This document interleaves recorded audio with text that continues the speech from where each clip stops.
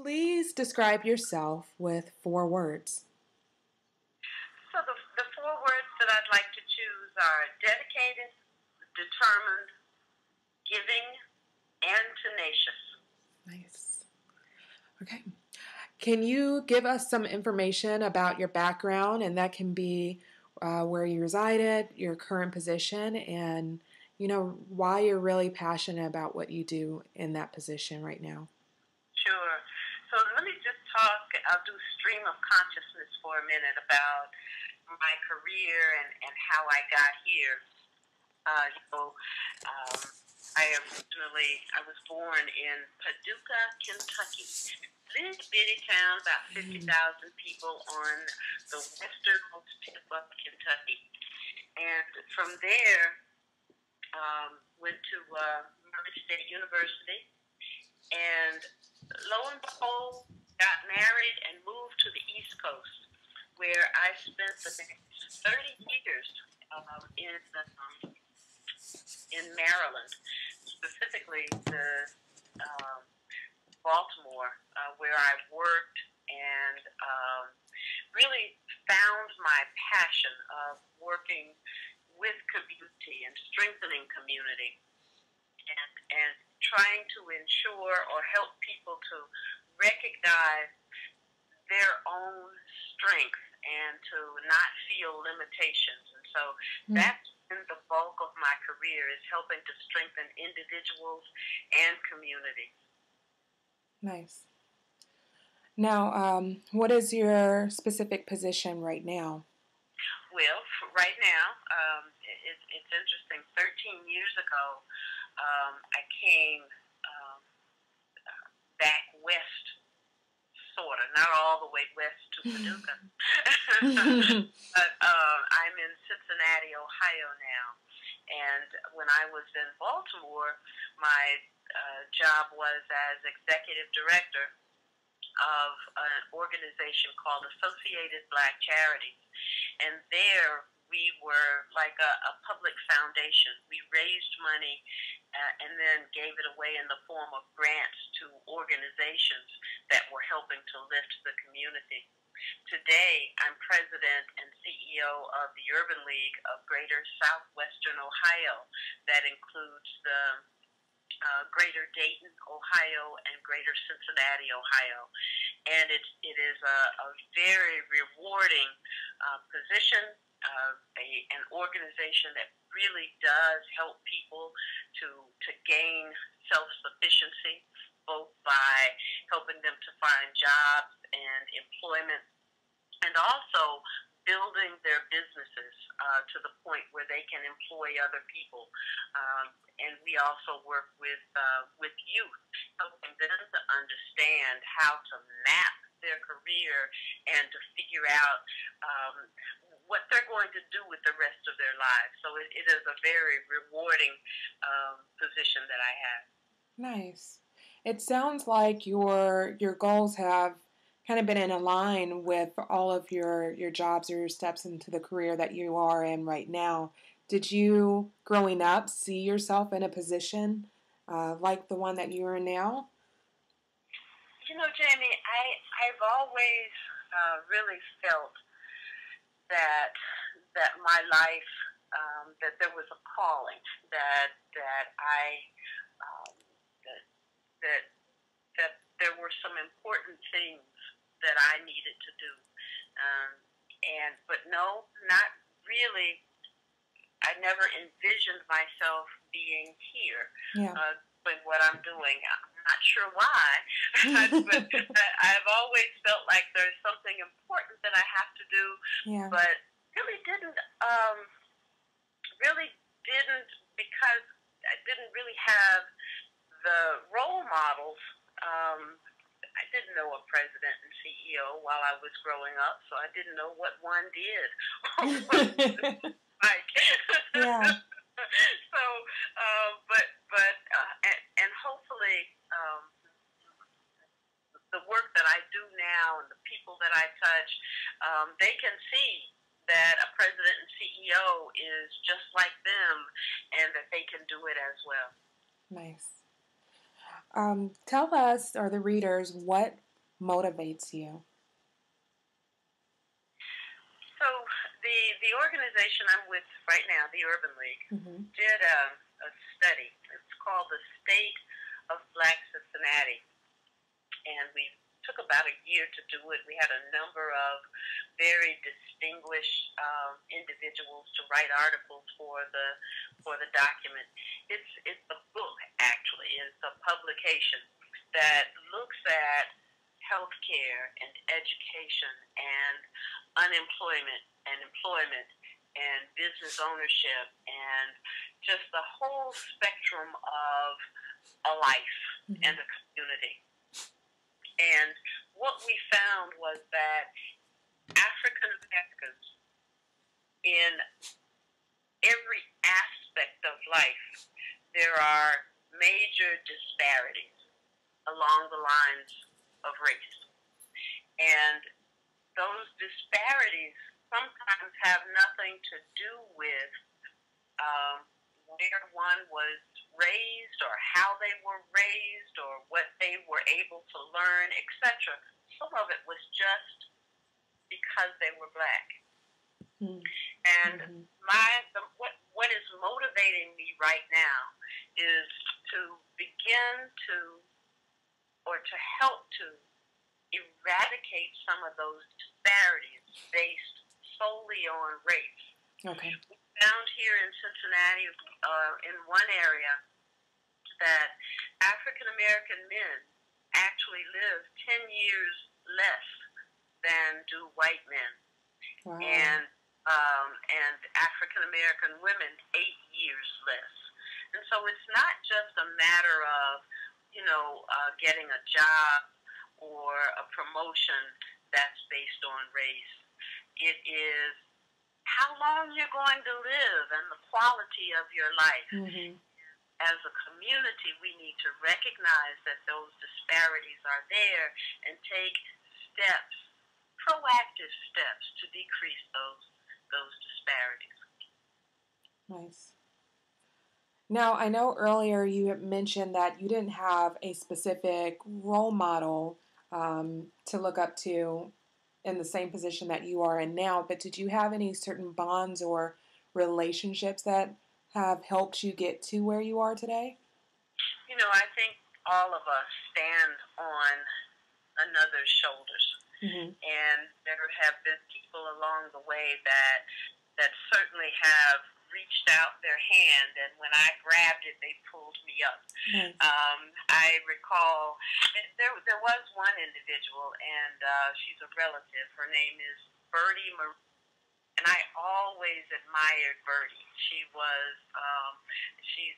fun-loving and beautiful, and always did what she could for others, and I just always admired that and wanted to, in some ways, be like her. Yeah. But I really believe that, helping hands come from a lot of different areas, and sometimes you don't even know that you're helping another person. Mm-hmm. But when you reach your hand and say, let me help, and that person accepts some help, which I did in a lot of different areas. Those people, they're angels that God sends to help us to do His will, and I believe firmly that everybody that touches us and everybody that we touch, we leave a little bit of us with them and they with us. Nice. Now, I know of there's certain personalities or people, and probably because of their history or their past, it's really hard for them to accept help. What type of advice would you give someone like that that's trying to build a future for themselves or excel in their career? Well, so there are a lot of different types of help. There's advice and counsel, and all of us have the opportunity to take that advice and counsel, or to take it under advisement and then not use it, mm-hmm. to do something different. But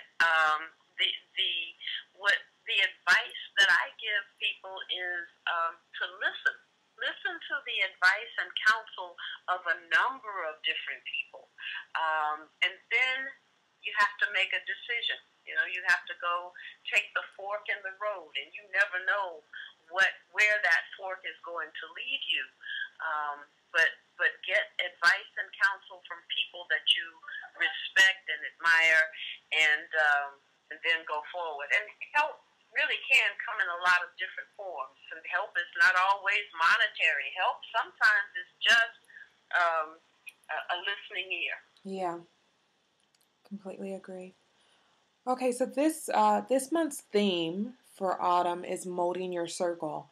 To move forward, you have to embrace change in your everyday environment where you live or who you associate yourself with. Is there a specific action on your part that stands out to you where you realized that was the moment where everything changed for the better? Yeah, it's really interesting. I got my bachelor's degree in social work at Murray State. And I thought that my life's path would be as a social worker, Mm-hmm. helping individuals on a one-on-one basis, maybe counseling and etc. And then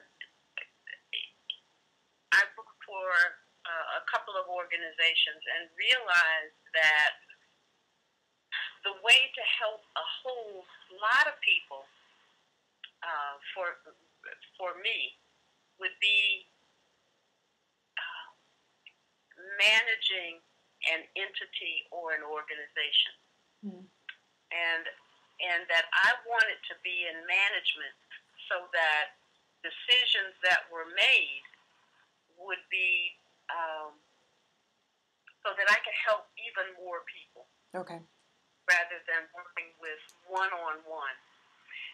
Because making policy and making the decisions are very important in people's lives.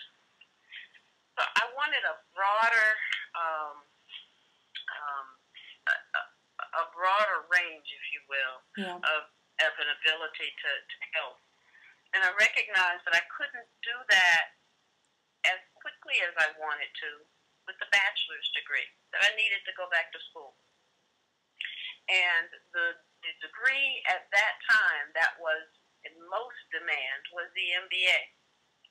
Now, I'm not one, I never thought that I could get an MBA. For whatever reason, I thought that was only for the really smart, elite people. Mm-hmm. And I took a chance, though, and got into the MBA school at the University of Baltimore. And it was a challenging program. It was extremely challenging. There were lots of courses that I had not been exposed to because I went through social work. I went through another route. And so I had to take a lot of extra courses just to get me up to speed. But once I got through the MBA program, it was like the sky opened up, opportunity. Yeah. And that really was the defining difference in my career. I would have been a fine social worker. I would have been a fine counselor. But the fork in the road for me was getting that degree that allowed me to be a really good administrator. Okay. Now, do you think that those changes with your or additions to the degree and your circle of associates or people that you've met along the way have helped mold you over time? Yeah, again, I really feel like everybody that we touch and who touches us really gives us something. Mm-hmm. But I have also been mentored and tutored by other top professionals that has allowed me to be a better and better and better administrator. And I really hope that I can pass that on to others that I touch. But yeah, it's been a phenomenal career that I've had, and I have um, been really exposed to some really um, dedicated individuals who really are making a major difference on this earth. Nice. Now, one of the questions that we ask all of our women of the month, do you have a favorite scripture or quote that you would like to share with our readers? Yes, I do. Um, so sometimes in life we have challenges that really tax us, and there is a quote that I say to myself that really centers me and helps me to be calm and confident. And that quote is, "The love of God surrounds me. The light of God is in me. Wherever I am, God is, and all is well." Isn't that beautiful? That is very beautiful. Oh, I love And that. it centers me like nothing else can. And just knowing that God is around me and in me and loves me, and anywhere I am, God is there too. It it's it just makes me feel good. Nice. Is there anything that you would like to close or add for our readers before we end this interview? Only that each and everyone that is reading this um, has the ability to do whatever it is that they can dream, and that they should dream big and bring us all along with them, because we'll all be better for it, whatever their dream is. Nice. Well, thank you so much, Miss Baker. And we really appreciate you taking the time out to speak with us and share your story with our readers. You are a blessing, and autumn is a blessing. And I look forward to autumn growing and thriving and spreading its wings to be as beautiful as it can be, and that I know it is. Thank you, Mrs. Parkin. Thank you.